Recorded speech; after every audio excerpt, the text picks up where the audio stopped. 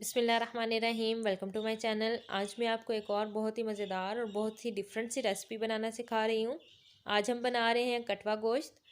कटवा गोश्त अटक और उसके आसपास के इलाकों में बहुत शौक से खाई जाती है और ये उनकी ट्रेडिशनल डिश है। स्पेशली ये शादियों पे या किसी न किसी त्यौहार पे बनाई जाती है। तो आज हम इसे घर पे बनाना सिखा रहे हैं। आप इस रेसिपी को घर में लाजमी ट्राई करें, फ्रेंड्स एंड फैमिली के साथ शेयर करें और मुझे कमेंट सेक्शन में बताएं कि ये डिफरेंट और बहुत ही यमी सी रेसिपी आपको कैसी लगी। अगर आपको मेरी वीडियोस अच्छी लगती हैं तो मेरे चैनल को सब्सक्राइब कर दें, बेल आइकन के बटन को प्रेस कर दें फॉर न्यू नोटिफिकेशंस। तो चलिए आइए कटवा गोश्त बनाना स्टार्ट करते हैं। इसके इंग्रेडिएंट्स में शामिल है 1 केजी बीफ जिसे मैंने धो के साफ़ कर लिया है, 1 टेबलस्पून ज़ीरा पाउडर, 1 अदद बादियान का फूल, 2 अदद सब्ज़ इलायची, 1 चुटकी अजवाइन, 1 चुटकी हल्दी, 1 टेबलस्पून लाल मिर्च पाउडर, 1 टेबलस्पून कुटा हुआ धनिया, 1 मीडियम साइज़ का प्याज जिसे मैंने लच्छे की फॉर्म में काट लिया है, 1 गिलास पानी, 1 चम्मच कौरमा मसाला, 2 चम्मच कुटी हुई अदरक, 1 मीडियम साइज़ का टमाटर जिसे मैंने काट लिया है, 7 से 8 जवे लहसुन के, 2 चम्मच कुकिंग ऑयल, 2 अदद ग्रीन चिलीज़, नमक हस्बे जायका और हाफ़ टी स्पून गरम मसाला। मैंने हांडी को चूल्हे पे रख दिया है। सबसे इम्पॉर्टेंट चीज़ इसे बनाने के लिए मिट्टी की हांडी है। ये मिट्टी के बर्तन में ही बनेगा और उसी में ही इसका टेस्ट निकल के सामने आएगा। इसमें मैं आधा गिलास पानी शामिल कर रही हूँ। मिट्टी के बर्तन के अलावा कटवा गोश्त हम दूसरे बर्तन में नहीं बना सकते। पानी को मैंने हल्का सा गर्म कर दिया है। मीडियम फ्लेम पे मैंने पानी गर्म किया है।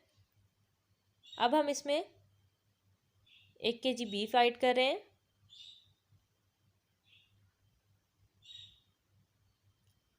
ये मैंने इसमें बीफ ऐड कर दिया है।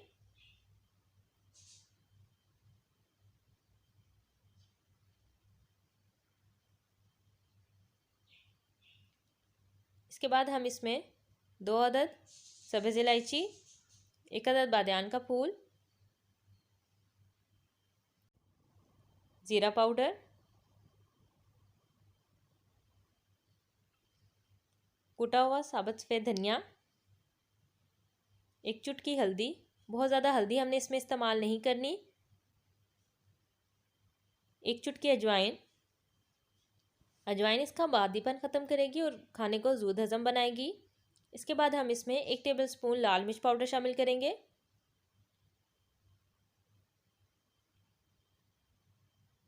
इसके बाद हम इसमें शामिल कर रहे हैं कटा हुआ प्याज। 1 मीडियम साइज़ का प्याज मैं इसमें शामिल कर रही हूँ। प्याज ज़्यादा आपने इसमें शामिल नहीं करना, नहीं तो ये मीठा हो जाएगा।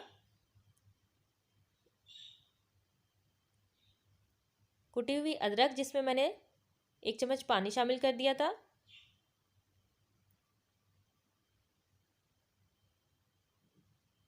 सात से 8 जवे लहसुन के और 1 चम्मच कौरमा मसाला। आप कोई भी कौरमा मसाला इसमें शामिल कर सकते हैं। ये मैंने इसमें शामिल कर दिया है।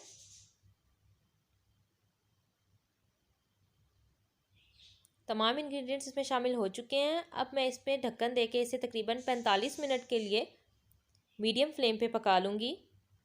हमने इसे इतना पकाना है कि जो इंग्रेडिएंट्स हमने इसमें शामिल किए हैं वो इसमें घुल जाएं।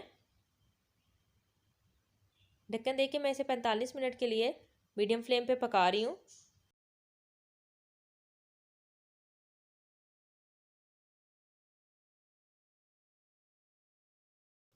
मिट्टी के बर्तन में पकने से खाने का टेस्ट बहुत ज़्यादा अच्छा आता है और ये बहुत ज़्यादा टेस्टी बनता है।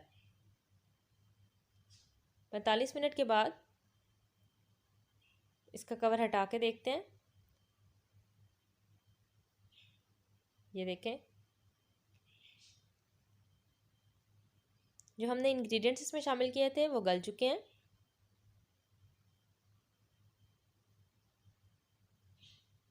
अब मैं इसमें शामिल कर रही हूँ कटा हुआ टमाटर,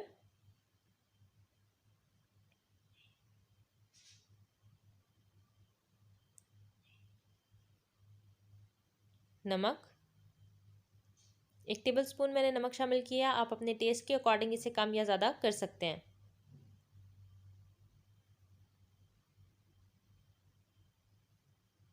और आधा ग्लास पानी। आधा ग्लास पानी शामिल करने के बाद अब मैं इसे 10 मिनट के लिए पका लूँगी। मैंने ढक्कन देके इसे दोबारा आंच पे 10 मिनट के लिए रख दिया।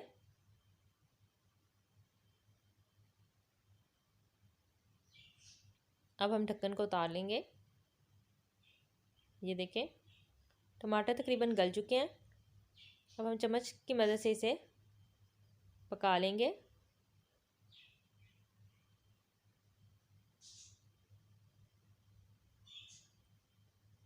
अब मैं इसमें शामिल कर रही हूँ 3 से 4 चम्मच कुकिंग ऑयल। कुकिंग ऑयल शामिल करने के बाद हमने इसकी भुनाई करनी है।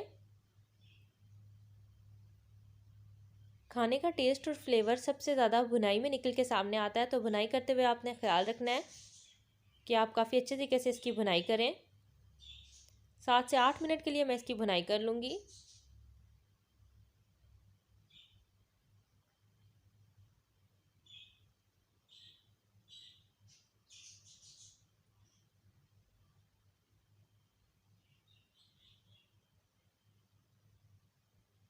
हमने इतनी इसकी भुनाई करनी है कि जो हमने ऑयल डाला था वो साइड पे नज़र आना शुरू हो जाए हमें, और बाकी तमाम मसाले भी इसमें भून जाएं। ये देखें मैंने इसकी भुनाई कर दी है।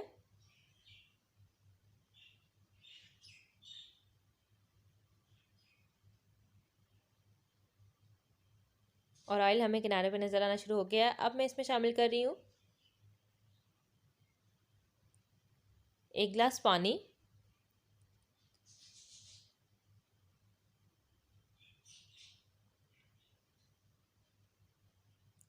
एक गिलास पानी शामिल करने के बाद हम इसे कवर करके 5 मिनट के लिए पका लेंगे। पानी में बॉयल आना शुरू हो चुका है। आपने बहुत ज़्यादा पानी इसमें शामिल नहीं करना। 1 kg मैंने बीफ लिया था, तो मैंने 1 गिलास पानी शामिल करके इसकी ग्रेवी बना ली है।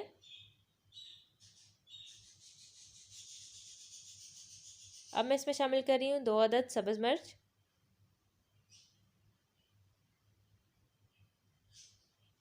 ½ टीस्पून गरम मसाला,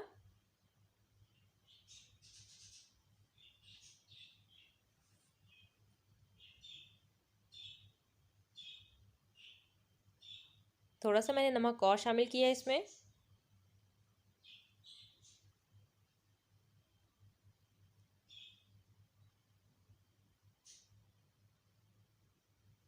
मज़ेदार कटवा गोश्त रेडी है। 3 मिनट पकाने के बाद मैं इसमें धनिया शामिल कर दूंगी। मैंने धनिया शामिल कर दिया इसमें। अब हम इसे सर्व करने के लिए निकाल लेंगे। ये देखें गोश्त गल चुका है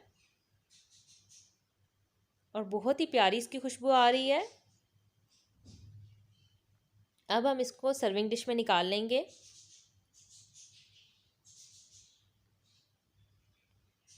ये देखें मैंने सर्विंग डिश में से निकाल लिया है और इसे गार्निश कर दिया है। अब ये सर्विंग के लिए रेडी है। आप इस डिफरेंट सी और बहुत ही मज़ेदार सी रेसिपी को घर में लाजमी ट्राई करें। फ्रेंड्स एंड फैमिली के साथ शेयर करें और मुझे कमेंट सेक्शन में बताएं कि आपको कैसी लगी।